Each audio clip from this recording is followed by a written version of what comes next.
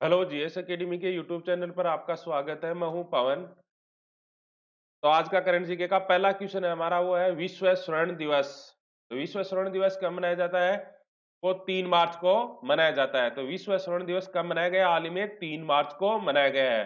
विश्व स्वर्ण दिवस 2021 की थीम क्या है? Hearing care for all. क्या थीम है? Hearing care for all. विश्व स्वास्थ्य संगठन डब्ल्यूएचओ के अनुसार, हाल ही में देखो, एक कल मैंने ही लिखवाया था कि डब्ल्यूएचओ के अनुसार हर हर 4 में से एक लोग वो बहरा होगा, सुनने की क्षमता से प्रभावित होगा 2050 तक। ऐसी घोषणा की है डब्ल्यूएचओ ने। अगला, विश्व वन्य जीव दिवस तो कब मनाया जाता है? 3 मार्च को। विश्व वन्य जीव दिवस कब मनाया जाता है? 3 मार्च को। विश्व वन्य जीव 2021 का विषय क्या है? Forests and livelihoods staining people and planet. ये इनका 2021 का विषय है। तो विश्व वन्य जीव दिवस कब मनाया जाता है? 3 मार्च को। अगला, भारत कितने अरबपतियों के साथ हुरून ग्लोबल रिच लिस्ट 2021 में तीसरे स्थान पर पहुंच गया? तो कितने अरबपति हैं भारत में? अब 209 है। और विश्व की जो सबसे ज्यादा अरबपतियों में कौन से स्थान पर है भारत? तीसरे स्थान पे है। अगला, सोशल मीडिया प्लेटफॉर्म इंस्टाग्राम पर 100 मिलियन फॉलोअर्स पाने वाले दुनिया के पहले क्रिकेटर कौन है? विराट कोहली। विराट कोहली ने 100 मिलियन फॉलोअर्स पाने वाले दुनिया के पहले क्रिकेटर बन गए हैं इंस्टाग्राम पे। और सभी खिलाड़ियों में चौथे स्थान पे है, और वो है विराट कोहली। सभी खिलाड़ियों में, सभी खेलों में जो खिलाड़ी है उनमें सबसे ज्यादा फॉलोअर्स पाने वाले खिलाड़ी कौन है? विराट कोहली है, और वो चौथे स्थान पे है। ठीक है। तो इंस्टाग्राम के सीईओ कौन है? Kevin Systrom. कौन है? केविन सिस्ट्रोम है, वो इंस्टाग्राम के सीईओ है। अगला, राज्यसभा टीवी और लोकसभा टीवी का विलय के बाद नया नाम। तो नया नाम क्या रखा गया? संसद टीवी। पहले देखो, दो टीवी चलते थे, एक तो राज्यसभा टीवी और एक लोकसभा टीवी। राज्यसभा का प्रसारण करता था, और ये लोकसभा का। अब इन दोनों को मिला के एक कर दिया गया है, और उनका नाम कर दिया गया है संसद टीवी। तो संसद टीवी के पहले सीईओ कौन है? रवि कपूर। कौन है? रवि कपूर है, वो संसद टीवी के 1 साल के लिए सीईओ बनाए गए हैं। नेक्स्ट, हाल ही में किस राज्य में पहली बार एयर कार्गो सेवा शुरू की गई? वो की गई नागालैंड में। नागालैंड में पहली बार एयर कार्गो सेवा शुरू की गई है। तो नागालैंड के सीएम कौन है? नेफ्यू रियो। कौन है? नेफ्यू रियो। ठीक है। और वहां का राज्यपाल कौन है? R N Ravi. कौन है? आर एन रवि वहां के राज्यपाल है। नेक्स्ट, खेलो इंडिया शीतकालीन राष्ट्रीय खेलों के दूसरे संस्करण में शीर्ष स्थान पे राज्य कौन सा है? जम्मू कश्मीर। खेलो इंडिया शीतकालीन राष्ट्रीय खेलों के जो सेकंड संस्करण हुआ था, उनमें जो शीर्ष स्थान पे, पहले स्थान पे कौन है? जम्मू कश्मीर। तो जम्मू कश्मीर का उपराज्यपाल कौन है? मनोज सिन्हा। कौन है? मनोज सिन्हा है, वो जम्मू कश्मीर के उपराज्यपाल है। पिछला हमारा प्रश्न था, वो था केंद्रीय गृह सचिव कौन है? तो कौन है? अजय कुमार भल्ला। कौन है? अजय कुमार भल्ला। इसका सबसे पहले सही उत्तर दिया था, वो दिया था पूनम शर्मा ने। आज का हमारा प्रश्न है, वो है भारत की नई विदेश व्यापार नीति किस तारीख से लागू होगी? आने वाले समय में 1-2 महीने में भारत की नई विदेश व्यापार नीति लागू होगी। ठीक है। और वो किस तारीख से होगी आपको बताना है, पूरी डेट आपको। दिन दिन महीने और ईयर के फॉर्मेट में बताना है आपको। दिन भी बताना है, महीना भी बताना है, और साल भी बतानी है। तो सबसे पहले बताएगा वही सीधा विजेता माना जाएगा। आज का हमारा देखो गणित के प्रश्न है, 5 में रोज करवाता हूं, बड़े इंपॉर्टेंट क्वेश्चन करवाता हूं। देखिए आज का हमारा क्वेश्चन क्या बोल रहा है। दो समान लंबाई की मोमबत्ती, देखो यहां से क्या पता चल रहा है कि लंबाई क्या है? समान। समान लंबाई की मोमबत्ती क्रमशः 4 घंटे और 6 घंटे में पूरी तरह जल जाती है। कितने घंटे में? ये पहली तो 4 घंटे में पूरी जल जाती है, दूसरी 6 घंटे में। यदि दोनों अपनी स्थायी चाल से एक ही समय पर जलना शुरू करें, तो उनकी चाल स्थायी रखे, ठीक है, और एक ही समय पर जलना शुरू करे, तो ज्ञात करो कितने समय बाद उनकी ऊंचाई का अनुपात 2:3 हो जाएगा। तो इसके ऐसे क्वेश्चन को देखो कैसे करते हैं, ध्यान से देखना आप।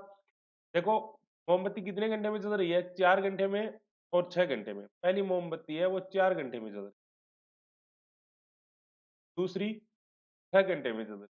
तो सबसे पहले समान लंबाई की मोमबत्ती है तो हमें समान लंबाई की मोमबत्ती माननी होगी और इन दोनों का एलसीएम मान लेंगे। और मोमबत्ती मान लेंगे हम, मोमबत्ती मान लेंगे हम 12, ठीक है, इनका एलसीएम कितना मान लेंगे 12।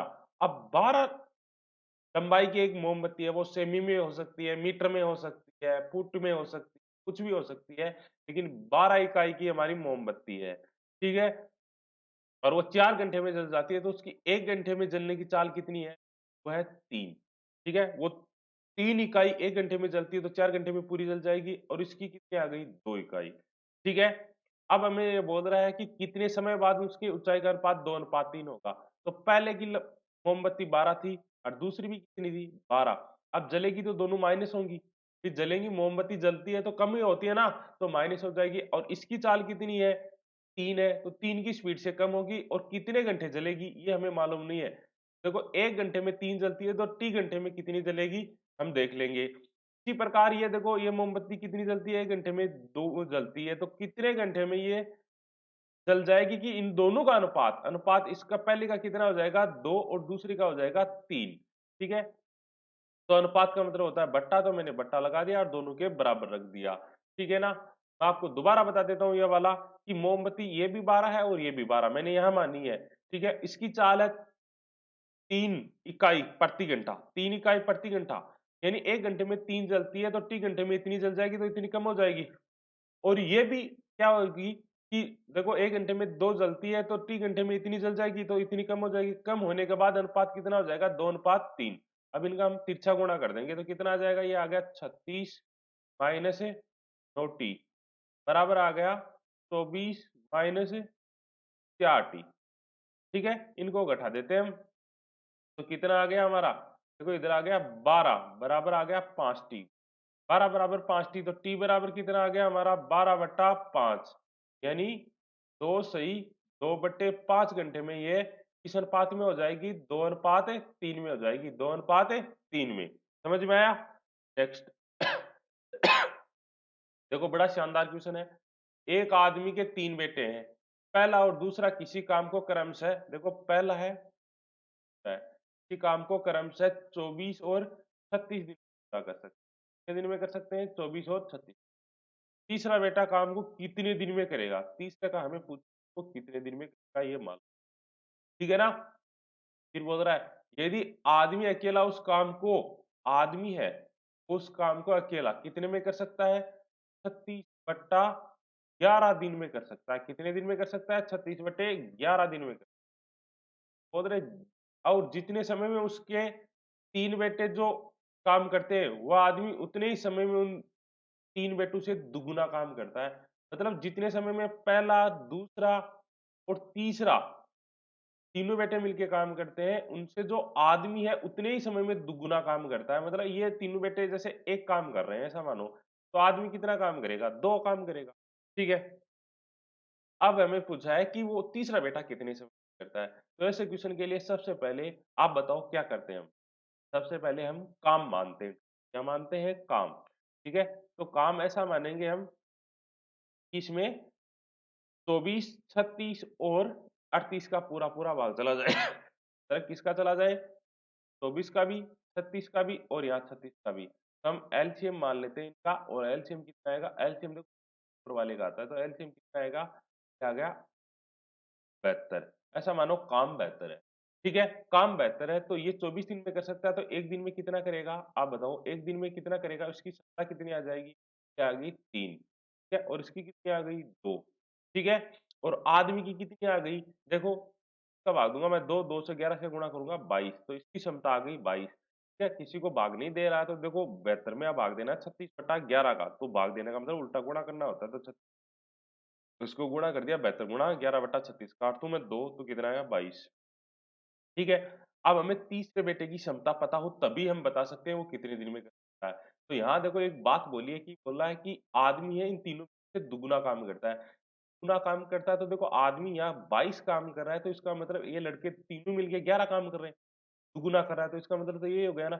और 11 में से देखो ये 2 और 3 कितना आ गया? 5 काम तो यही कर रहे हैं। तो इसका मतलब ये बेटा कितना काम कर रहा है? 6। तभी तो 11 होगा। और देखो अब देखो ये 3 कर रहा है, ये 2 कर रहा है और ये 6 कर रहा है, तो काम कितना हो गया टोटल? 11 हो गया ना। अब 11 का दुगुना कितना हो गया? 22। ये संतुष्ट कर रहा है, तो इसका मतलब ये लड़का पर डे कितना काम करता है? 6। बोल रहा है ये अकेला उस काम को कितने दिन में करेगा, तो काम टोटल कितना है? 72। 72 में मैं 6 का भाग दूंगा, कितना आएगा? 12 दिन। ठीक है, तो कितने दिन में कर देगा? 12 दिन में ये काम कंप्लीट कर देगा। अगला बड़ा शानदार क्वेश्चन है, ठीक है, बहुत ही शानदार। ये बोल रहा है ए और बी किसी काम को क्रमशः ए प्लस बी यानी ए और बी से 12 और 3 दिन ज्यादा लेते हैं, तो बताओ ए अकेला उस काम को कितने घंटे में करेगा। देखो बड़ा शानदार क्वेश्चन है, बहुत ही मस्त क्वेश्चन। ये बोल रहा है एक तो ए है और एक, और दोनों ए और बी जो संयुक्त काम करते हैं उनसे, तो ऐसा मानो कि संयुक्त काम अक्स कर रहा है ए और बी, तो उनसे ये कितने घंटे ज्यादा ले रहा है? ये 12 घंटे, सॉरी 12 दिन ज्यादा ले रहा है। और ये कितने दिन ज्यादा ले रहा है? ए और बी के संयुक्त से 3 दिन ज्यादा ले रहा है। तो ए और बी जितने भी कर रहे हैं उनसे 3 दिन ज्यादा ले रहा है। तो बताओ ए अकेला उस काम को कितने घंटे में करेगा? ए अकेला उस काम को कितने घंटे में करेगा ये पूछा है। तो देखो इसकी मैं एक ट्रिक बताता हूँ आपको शानदार सी, अन्यथा ये बहुत लेंथी क्वेश्चन है। ठीक है, ट्रिक क्या है कि अगर कोई भी संयुक्त काम दिया किन्हीं का और उनसे इन दोनों का अलग-अलग ज्यादा काम दिया हो, तो इसमें अक्स की वैल्यू यानी दोनों का संयुक्त मान निकालना हो, तो रूट में इन दोनों को गुणा कर देना जितना ज्यादा है। तो ये 12 ज्यादा था, ये 3, कितना? 36। 36 का रूट कितना आ गया? 6। तो इसका मतलब अक्स का मान 6 है। ठीक है, यानी दोनों मिलके उस काम को कितने घंटे में कर सकते हैं, सॉरी कितने दिन में कर सकते हैं। हाँ भाई देखो दिन दिया हुआ है या घंटे, यहाँ भी आप दिन, गलती से हो गया टाइपिंग में, यहाँ दिन दो ठीक है समान। तो ये देखो ए और बी दिन में कर सकते हैं, तो ए अकेला उसे कितने में करेगा? अक्स का मान रख दूं मैं, 6 + 12 बराबर 18 दिन में कर सकता है। कितने दिन में कर सकता है? 18 दिन में।